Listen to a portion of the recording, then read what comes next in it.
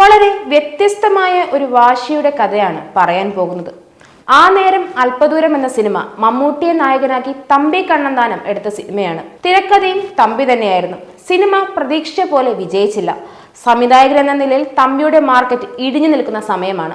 അപ്പോഴാണ് അടുത്ത സുഹൃത്തും സംവിധായകനുമായ ജോഷി തമ്പിയെ സഹായിക്കാൻ എത്തിയത്. നിറക്കൂട്ടും ഷാമയും എഴുതി പേരെടുത്തുകൊണ്ടിരിക്കുന്ന ഡെന്നിസ് ജോസഫിനോട് തമ്പി കണ്ണന്താനത്തിന് കഥ എഴുതി കൊടുക്കാൻ ജോഷി ആവശ്യപ്പെട്ടു. ജോഷിയും തമ്പിയും ആത്മാർത്ഥ സുഹൃത്തുക്കളാണ്. ഇരുവരും സംവിധാന സഹായികളാണ് സിനിമയിൽ വരുന്നത്. അന്ന് തന്നെ ഇരുവരും തമ്മിൽ ഒരു കരാറുണ്ടായിരുന്നു. ആരാണോ ആദ്യം സ്വതന്ത്ര സംവിധായകനാകുന്നത് അയാളുടെ സിനിമയിൽ മറ്റേയാൾ സംവിധാന സഹായിയാകും. ആദ്യം ജോഷി സംവിധായകനായി, തമ്പി ജോഷിയുടെ അസിസ്റ്റന്റായി. ജോഷി പറഞ്ഞത് ഡെന്നിസ് ജോസഫ് കേട്ടു. അങ്ങനെ തമ്പി കണ്ണന്താനവും ഡെന്നിസ് ജോസഫും സിനിമയുടെ ചർച്ച നടത്തി. ഒടുവിൽ വില്ലൻ സ്വഭാവമുള്ള ഒരു നായകന്റെ കഥ ഡെന്നിസ് ജോസഫ് പറയുന്നു. തമ്പിക്ക് കഥ ഇഷ്ടമാകുന്നു. കഥ തീരുമാനിക്കുന്നു. സിനിമയുടെ നിർമ്മാണം തമ്പി കണ്ണന്താനം തന്നെ ഏറ്റെടുക്കുന്നു. ഡെന്നിസ് ജോസഫിന് സിനിമയിൽ മമ്മൂട്ടി അഭിനയിക്കണമെന്നായിരുന്നു ആഗ്രഹം. ഇതേ ആഗ്രഹം തന്നെയായിരുന്നു തമ്പിക്കും. പക്ഷേ ആ നേരം അല്പദൂരം പരാജയപ്പെട്ടതോടെ മമ്മൂട്ടിക്ക് തമ്പി കണ്ണന്താനത്തിന്റെ സിനിമയിൽ അഭിനയിക്കാൻ മടി.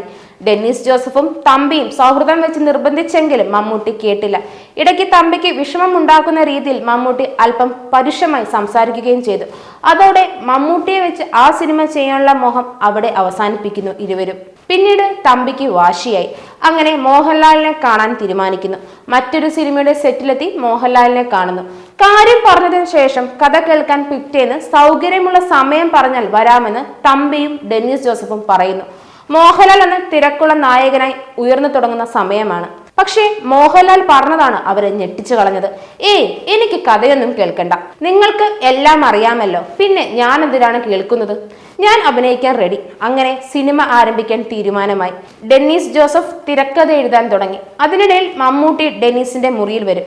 കഥ എടുത്ത് വായിക്കും. നായിക നടൻ സംഭാഷണം പറഞ്ഞ് അഭിനയിക്കും. ഡെന്നിസ് ജോസഫിന് സംശയമായി. തീരുമാനം മാറ്റണോ എന്ന് തമ്പിയോട് ചോദിച്ചു. തമ്പി സംശയമൊന്നും ഇല്ലാതെ തന്നെ പറഞ്ഞു, ഇനി മമ്മൂട്ടി ഫ്രീ ആയി അഭിനയിച്ചാലും എന്റെ പടത്തിൽ വേണ്ട. തമ്പി കണ്ണന്താനം അന്ന് നല്ല സാമ്പത്തിക സ്ഥിതിയിലല്ലായിരുന്നു. കാർ വിറ്റും റബ്ബർ തോട്ടം പണയം വെച്ചുമാണ് തമ്പി പടം എടുക്കാൻ തീരുമാനിച്ചത്. ഈ സിനിമയുടെ നിർമ്മാതാവും അദ്ദേഹം തന്നെ ആയിരുന്നതുകൊണ്ട് കടുത്ത സാമ്പത്തിക പ്രതിസന്ധി തന്നെയായിരുന്നു അദ്ദേഹത്തിന്. പക്ഷേ പടം സൂപ്പർ ഹിറ്റായി. മോഹൻലാലിന്റെ ഡയലോഗുകൾ അന്ന് സിനിമാ പ്രേമികൾ കാണാതെ പഠിച്ചു പറഞ്ഞു നടന്നു.